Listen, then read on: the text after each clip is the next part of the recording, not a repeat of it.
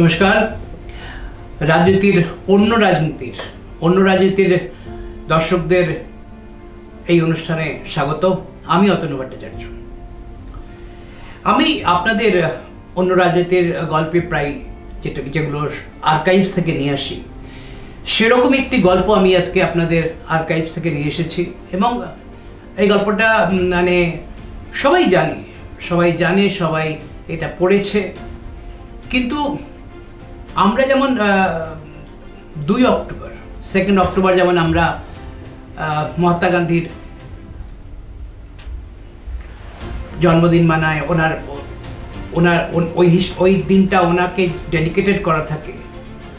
কিন্তু ওই রকম 2 অক্টোবর আরেকজনকেও ডেডিকেটেড করার যেটা আমাদের উচিত। তিনি হচ্ছেন আমাদের দ্বিতীয় প্রধানমন্ত্রী লাল বাহাদুর শাস্ত্রী। তার মৃত্যু কিভাবে ঘটেছিল, তার পেছনে কি রাজনীতি ছিল, সেই গল্পই আমি আপনাদের আজকে শোনাব। এই গল্প শুরু হচ্ছে এইভাবে, যখন দ্বিতীয় প্রধানমন্ত্রী লাল বাহাদুর শাস্ত্রী মৃত্যুর খবর যখন এলো এদেশে, তখন এবং যখন তার মৃতদেহ এদেশে এলো, তখন তার পরিবারের তরফ থেকে যে প্রশ্নটি উঠানো হয়েছিল সেটা হচ্ছে যে ওনার দেহ নীল হয়ে গেছিল। নীল মানে বিষক্রিয়া। এবং সেই তার দেহ নীল হয়ে যাওয়া এবং সেক্ষেত্রে এই প্রশ্ন ওঠানো, এর পেছনে কি রাজনীতি ছিল? দেহ নীল হয়ে গিয়েছিল কেন? সবচেয়ে বড় প্রশ্ন উঠেছিল না তদানীন্তন সোভিয়েত রাশিয়াতে বা ভারতে তার কিন্তু পোস্টমর্টম হয়নি। এই গল্পটা আমি আপনাদের শোনাবো আজকে আমাদের অন্য রাজনীতির গল্পে।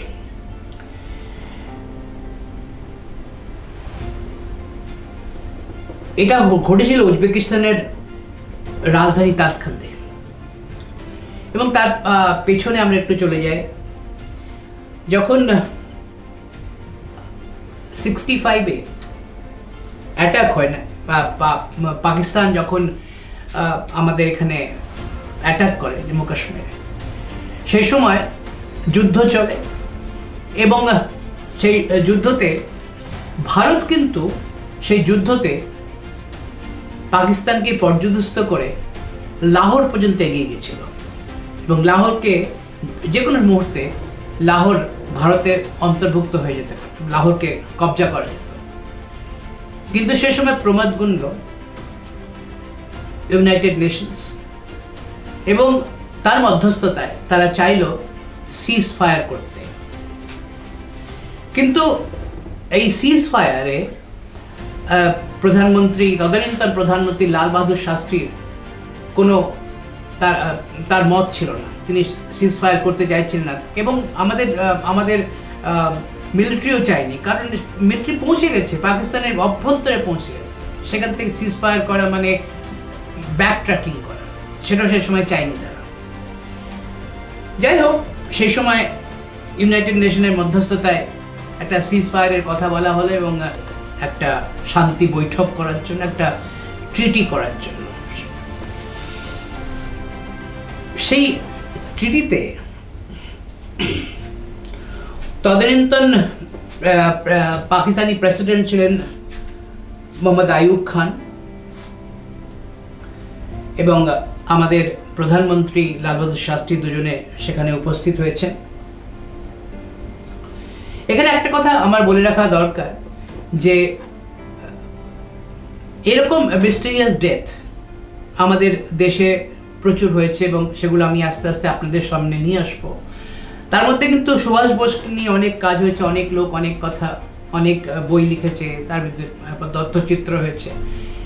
কিন্তু লাল বাহাদুর শাস্ত্রীকে নিয়ে সেরকম কিছু এখনো পর্যন্ত হয়নি।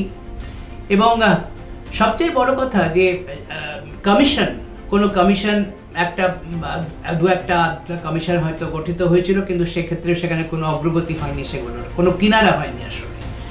তো আমি সেই গল্পটা আমি বলবো আপনাদের যে কিভাবে এই ঘটনাটা ঘটলো, কি হয়েছিল, কি তাদের প্রশ্ন উঠেছিল, সেসব গল্প আমার এই অন্য রাজনীতির গল্পের মধ্যে আছে।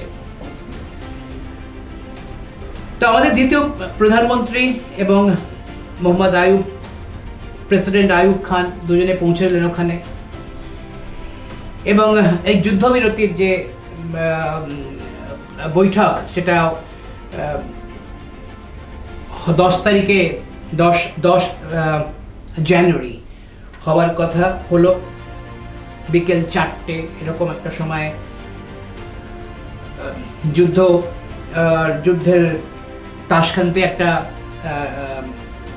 শান্তি সমঝোতা হলো। আমি আপনাদের আগেই বললাম যে লাল বাহাদুর কিন্তু চাইছিলেন না যে এইভাবে সিজ ফায়ার করার ব্যাপারে, কারণ দেশের জনগণের কাছে তিনি কি বার্তা দেবেন। এই ক্ষেত্রে দেশের জনগণ কিন্তু এই বিষয়ে অনেকখানি যাকে বলা হয় তারা বিরূপ একটা মন্তব্য করেছিল, যে ভারতের সেনাবাহিনী পৌঁছে গেছে পাকিস্তানের অভ্যন্তরে, সেখান থেকে শান্তি সমঝোতা করার কি দরকার। এবং এই কথা লাল বাহাদুর শাস্ত্রীও জানতেন।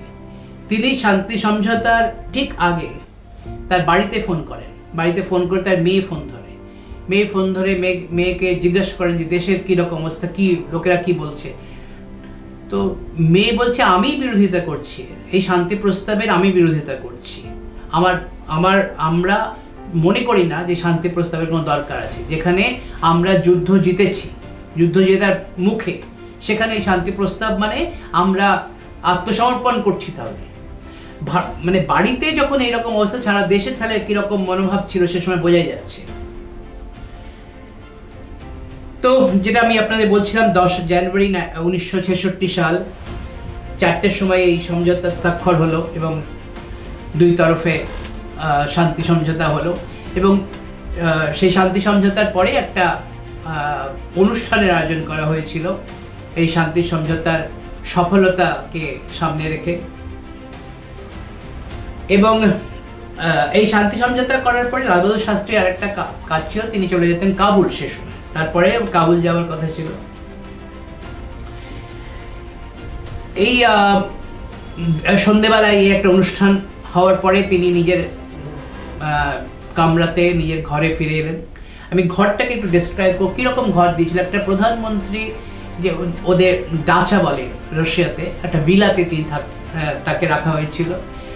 সেখানে তিনি ছিলেন, তার একটা বড় হল ঘরের মতো একটা ঘর ছিল। সেই ঘরে কিন্তু কোনো ইন্টারকম ছিল না, মানে ফোনের কোনো ব্যবস্থা ছিল না, কোনো বেলও ছিল না যে কাউকে ডাকার জন্য বেল দরকার, সেরকম বেলও ছিল না। এবং তার যে ডাক্তার, তার যে চিকিৎসক যিনি ছিলেন, ডক্টর চু, তার ঘরটাও একটু দূরে ছিল। ওনার যে প্রেস সেক্রেটারি ছিলেন, তারও ঘরটা আরেকটা দূরে ছিল। এবং ওনার সঙ্গে একজন পাচক যেত, সেই পাচকের ঘরটাও দূরে ছিল, কারণ উনি খাবার দাবার যেগুলো খেতেন সেগুলো তৈরি করা হতো যেখানে উনি থাকতেন সেখানে। তো আমাদের ইউএসএসআর সেই সময় আমাদের অ্যাম্বাসেডর ছিলেন টি এন কল, আর যে খাওয়ার মানে যে পাচক ছিল তার নাম ছিল জান মোহাম্মদ। এবং সেদিনকে আর জান মোহাম্মদ ছিল ওই ব্যবস্থাপনাতে দায়িত্ব ছিল, এবং পাচকও ছিল। আর আরেকজন পাচক ছিল, তার নাম ছিল রামনাথ, যিনি নিজের মানে শাস্ত্রীজির বাড়িতে এবং শাস্ত্রীজির জন্য যিনি খাবার বানাতেন। তিনি এই পালং শাকের কিছুটা তরকারি সেদিনকে খেয়েছিলেন, এবং তিনি রাত্রির 11:30 সময় দুধ খান। ওনার প্রেস সেক্রেটারি কুলদীপ নায়ার, যিনি একজন প্রখ্যাত সাংবাদিক। এবং এই তার পার্সোনাল সেক্রেটারিও সেখানে উপস্থিত ছিলেন। এবং সবকিছু একটু ছড়িয়ে ছিটিয়ে জায়গায় ছিল। তো উনি রাত্রি 11:30 সময় দুধ খেয়ে উনি শুয়ে পড়েন। এবং আমি আগেই বলেছি যে এরকম প্রাইম মিনিস্টারের যে থাকার ঘর, সেই প্রাইম মিনিস্টার থাকার ঘরে একটা বেল নিশ্চয় করে থাকে বা একটা ইন্টারকম থাকে, কিন্তু এখানে সে কোনো ব্যবস্থা ছিল না। রাত 1টার সময় ওনার শ্বাসকষ্ট শুরু হয় এবং তিনি প্রচুর কাশতে থাকেন এবং সেই সময় কোনো বেলের ব্যবস্থা ছিল না, কোনো ইন্টারকম ছিল না, কাউকে ডাকতে পারছেন না। তিনি কোনো মতে ওঠেন, উঠে দরজা খুলে তিনি যান তার জগন্নাথ সহায়, তার যে সেক্রেটারি, তার দরজায় তাকে ধাক্কা দিয়ে বলেন এক্ষুনি ডাক্তার ডাকো, আমার শরীর অসুস্থ বোধ করে। তিনি চলে আসেন, চলে এসে বিছানায় শুয়ে পড়েন। তবে ডাক্তার চুপকে ডাকা হয়। ডাক্তার চুপ ছিলেন চিকিৎসক, তিনি আবার সে সময় তিনি দিল্লির সাফদারজং হাসপাতালে একজন প্রখ্যাত চিকিৎসক, তিনি প্রাইম মিনিস্টারের পার্সোনাল চিকিৎসক হিসেবে গিয়েছিলেন সেখানে। এবং তিনি আস্তে আস্তে এসে দেখেন যে লাল বাহাদুর শাস্ত্রী আর নেই, তিনি মারা গেছেন। কুলদীপ নায়ার সেখানে উপস্থিত হন। কুলদীপ নায়ার উপস্থিত হয়ে যেটা হয় আর কি, যে প্রাইম মিনিস্টার মারা গেছেন এবং সেটা সবাই বুঝতে পারছেন। অ্যাম্বাসেডর টিএন কল, তার কাজ ছিল যে ইতিমধ্যেই সেই খবরটা ভারতে জানানো, কিন্তু কেউ কিছু জানায়নি।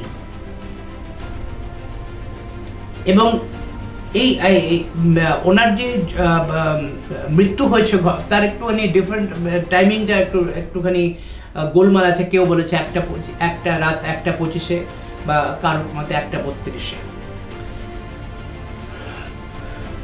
তো যেহেতু রাশিয়াতে ঘটেছে, তো রাশিয়ান গোয়েন্দারা সেখানে উপস্থিত হয়েছিল, তারা কিছু জিজ্ঞাসাবাদও করেছেন।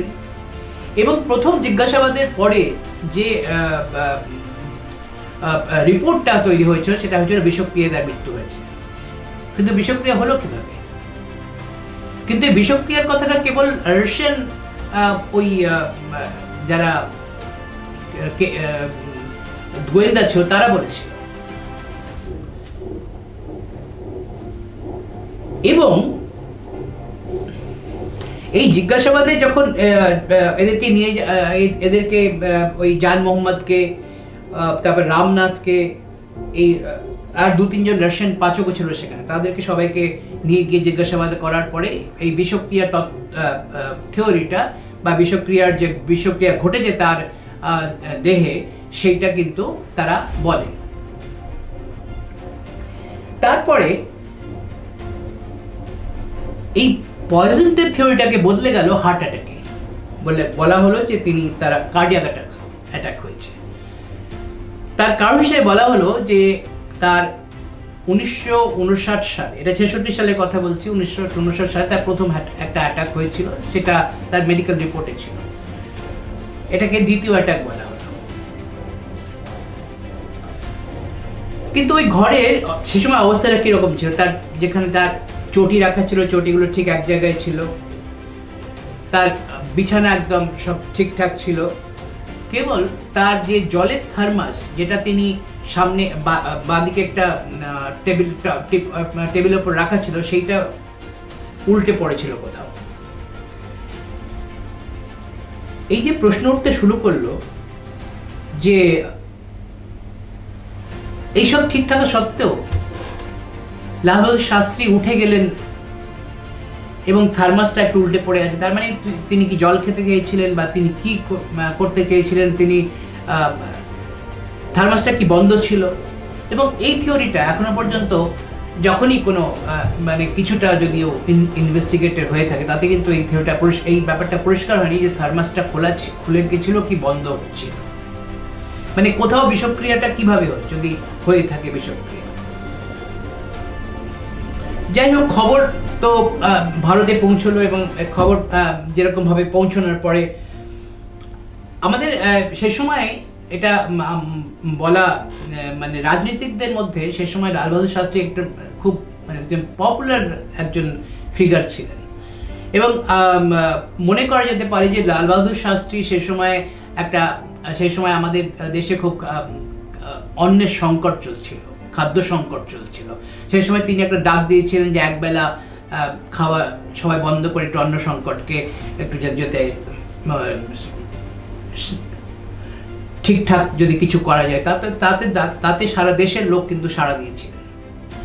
এই ছিলেন লাল বাহাদুর শাস্ত্রী, তার জনপ্রিয়তা এইভাবে ছিল।